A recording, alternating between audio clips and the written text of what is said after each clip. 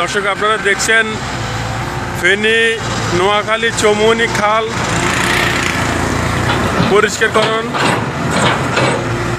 আমাদের Rasulpur UP chairman ওনার ব্যক্তিগত উদ্যোগে এই কার্যক্রমটা হাতে নিয়েছে। গত এক সপ্তাহ থেকে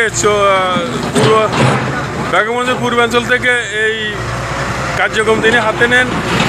তো এখানকার মানুষের আপনাদের তো বিভিন্ন দাবি দেওয়া আছে বা এটা যেন চলমান থাকে নাকি, এটা যেন চলমান থাকে, এটা একটু বলেন চাই আপনারা। এটা ভালো উদ্যোগ কিনা বলেন তো একটু, যে আপনারা কি চান?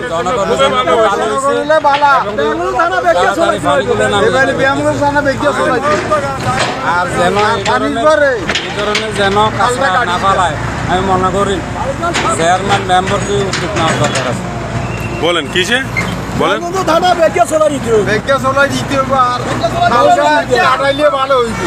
জনগণের সুবিধা হইব। দর্শক আপনারা শুনছেন সাধারণ মানুষের মতামত। আসলে দেখছেন যে অনেক ময়লা বের হয়ে আসছে। আপনাদেরকে একটু দেখাই যে মানে অনেক ময়লা বের হয়ে আসছে। এই যে মানে এইরকম কার্যক্রম যেন ভবিষ্যতে অব্যাহত থাকে এই দাবি জানাচ্ছে সাধারণ মানুষজন এই এলাকার, এবং ভবিষ্যতে যেন এই খাল যেন কখনো দখল না হয়। সব মানুষ দখলের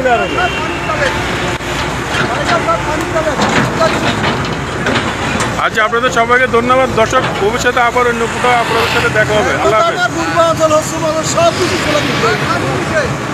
খালি এক উদ্রা চলাইলে হইতো না।